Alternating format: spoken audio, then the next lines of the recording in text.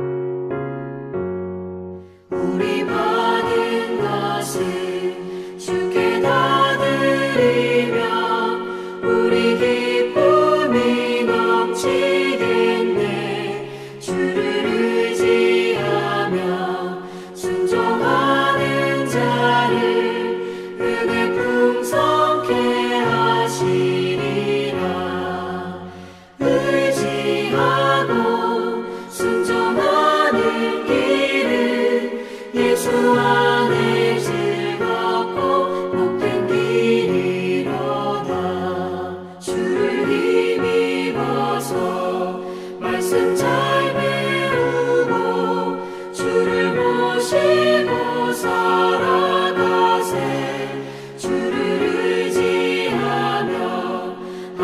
순종하면 주가 사랑해 주시리라. 의지하고 순종하는 길은 예수 안에 즐겁고 복된 길이로다.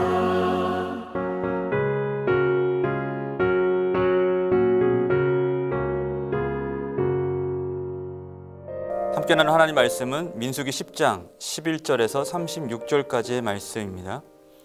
33절에서 36절까지의 말씀을 제가 읽도록 하겠습니다. 그들이 여호와의 산에서 떠나 3일 길을 갈 때에 여호와의 언약궤가 그 3일 길에 앞서 가며 그들의 쉴 곳을 찾았고, 그들이 진영을 떠날 때에 낮에는 여호와의 구름이 그 위에 덮였었더라. 궤가 떠날 때에는 모세가 말하되 여호와여 일어나사 주의 대적들을 흩으시고 주를 미워하는 자가 주 앞에서 도망하게 하소서 하였고, 궤가 쉴 때에는 말하되 여호와여 이스라엘 종족들에게로 돌아오소서 하였더라. 아멘. 이제 시내산에서 이제 머문 지 거의 1년이 됐을 때 이제 다시 구름이 떠올랐습니다. 구름은 하나님의 임재와 하나님의 인도를 상징하는 것이죠. 이 구름이 증거의 장막 위로 떠오르자 이스라엘은 머물던 자리를 정리하고 모든 장막과 쳤던 모든 것들은 기물들을 다 철거한 이후에 다시 자기의 길을 가야만 했습니다. 이스라엘은 거할 때와 또 떠날 때가 아주 분명했던 민족이었던 것이죠. 그것에는 항상 하나님의 인도가 함께하고 있었습니다. 자, 이스라엘은 신의 광야를 떠나 다시 약속의 땅 가나안을 향해서 나아갔습니다. 그들이 지나가는 이 광야는 사실 언제 어디서 위험을 만나든지 간에 사실 너무나 자연스러운 아주 위험천만한 곳이었죠. 특별히 오늘 본문에서는 그들이 이 광야를 지나서 가나안 땅으로 그들이 행군하는 모습을 통해 우리에게 믿음의 아주 중요한 원리를 가르쳐주고 있습니다.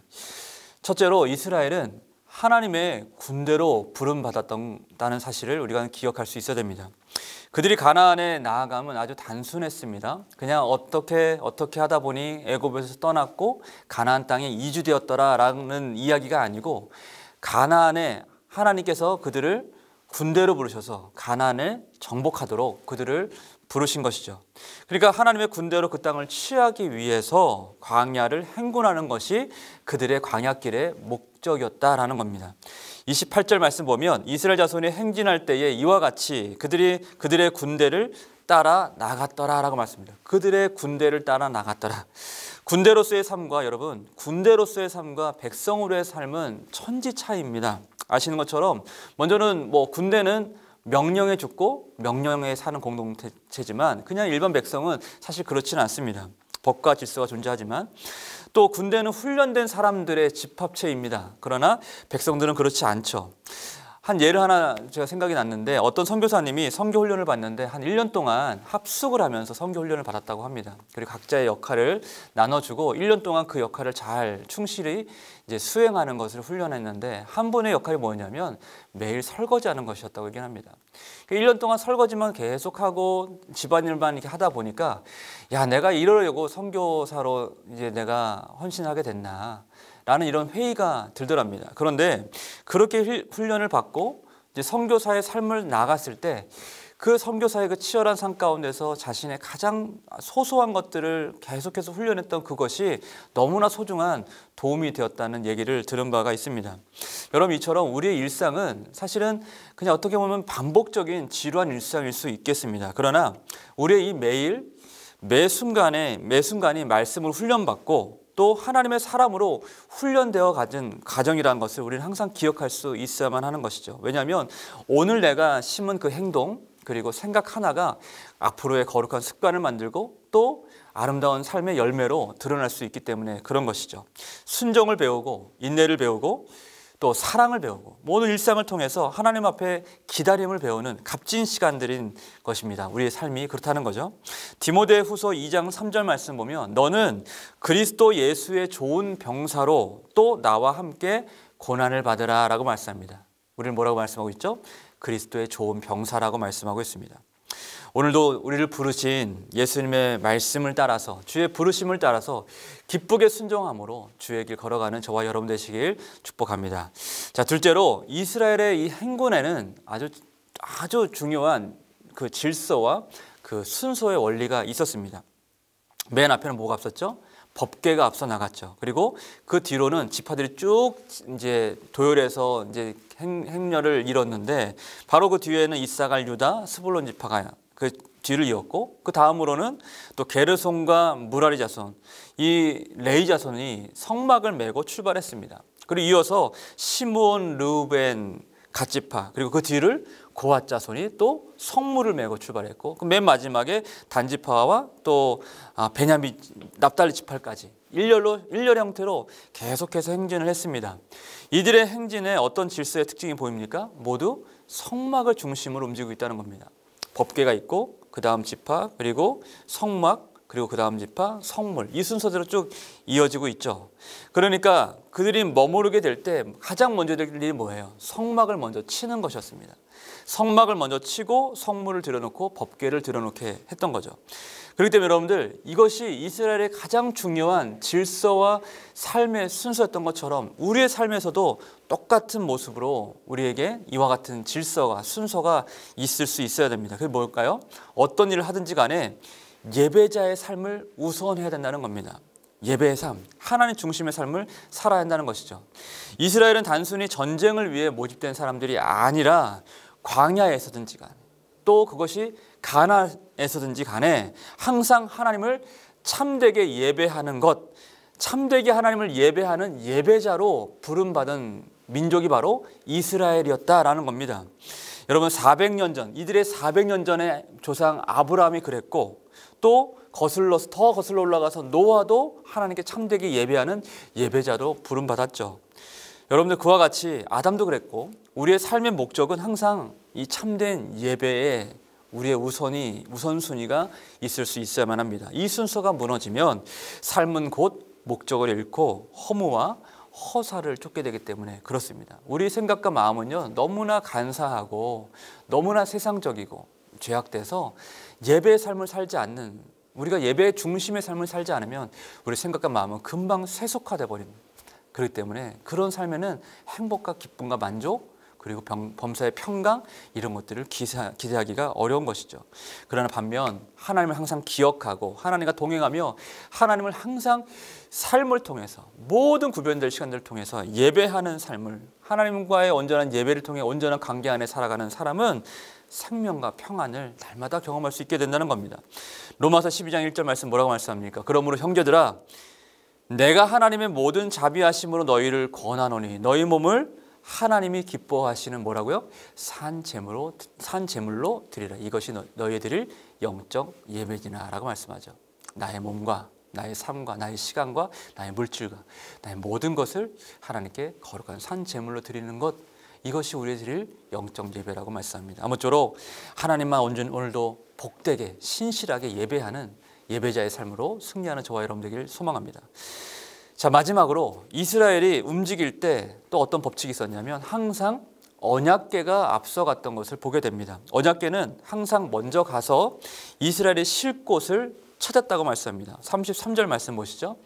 그들이 여호와의 산에서 떠나 3일 길을 갈 때에 여호와의 언약궤가 그 3일을 앞서가며 그들의 쉴 곳을 찾았고 라고 말씀합니다. 언약궤를 맨 사람들이 쉴 곳을 찾고 그리고 나면 거기에 머물렀다라고 얘기를 합니다. 그러니까 그곳이 가장 쉬기에 안전하고 적당한 곳이기 때문에 그랬던 것이죠. 저는 이 말씀 보면서 시편 23편 말씀이 생각이 났습니다. 여러분들 한번 속으로 암송해 볼까요? 1절과 2절. 여호와는 나의 목자시니 내게 부족함이 없으리로다. 그가 나를 푸른 풀밭에 누이시며 쉴만한 물가로 인도하신도다 라고 말씀하죠. 여러분, 이 노래는 사실 끝없이 펼쳐진 초원에서, 아름다운 초원에서 불려지는 노래가 아니었습니다. 황량하고 삭막하기만 한 암갈색 광야, 그런 위험한 그런 광야에서 불렀던 노래인 거죠. 이 시에 등장하는 양들은요, 사실 광야에서 사는 양을 지칭합니다. 이 양들은 생명의 위협을 당하기도 하고 때로는 음침한 골짜기를 지날 때도 있었습니다. 때로는 상처받고 병들어 치료를 받기도 했고요. 또 길을 잃어버리기도 하고. 여러분, 그런데 그런 광야 안을 살면서 어떻게 그런 노래를 할 수 있습니까? 여호와는 나의 목자시니. 어떻게 그런 노래를 할 수 있어요? 목자가 있기 때문에 그렇죠. 목자가 있기 때문에 그와 같은 노래가 가능했던 것입니다. 목자 되신 하나님께서 우리를 안전한 곳으로 온전한 쉼으로 앞서 인도하시기 때문에 우리는 혼자서 갈 수 없는 이 광야길에서도 하나님을 찬양하고 예배하고 노래할 수 있다는 거죠. 누구 때문에요? 목자 때문에. 아무리 험한 길을 가더라도 목자만 있으면 됩니다. 그래서 목자만 있으면 돼요. 목자만 더 붙들면 되는 것입니다. 이스라엘에게 하나님의 언약궤가 그분의 신실한 언약과 또 사랑이 그들에게 목자가 된 것처럼 우리의 삶도 하나님께서 그와 같이 인도하실 줄로 믿습니다. 사랑하는 성도 여러분, 모세는 이렇게 하나님께서 진영을 떠나라 하실 때마다 떠날 때마다 기도하고 또 쉴 때도 기도합니다. 언제 어디서든지 간에 이 하나님의 인도와 돌보심이 없이 살 수 없는 존재임을 날마다 하나님께 고백하고 있었던 것이죠. 여러분, 우리 삶도 마찬가지예요. 하나님의 돌보심과 인도하심이 날마다 함께 할 것입니다. 그리고 그거 아니면 우리는 살 수 없다는 믿음의 고백으로 하나님을 찾고 의지하고 예배하는 백성이 되야 될 줄로 믿습니다. 아무쪼록 오늘도 하나님 참된 예배자로서 순종과 인내로서 충성함으로 하나님을 기쁘시게 하고 주의 인도하심 따라서 목자 되신 주님 붙잡고 주님께 날마다 믿음으로 가까이 나아가는 저와 여러분 되시길 주님의 이름으로 축복합니다. 기도하겠습니다. 고마우신 아버지 하나님, 오늘도 주님만 따라가는 삶이 되길 소망합니다. 우리를 통해 하나님의 뜻을 이루어 주시고 날마다 주와 동행하며 승리하는 삶이 되게 하여 주옵소서. 혹여 방황하고 절망하는 삶일지라도 다시 일으켜 세워주시고 우리를 생명으로 인도하여 주옵소서. 감사드리며 예수님의 이름으로 기도드립니다. 아멘.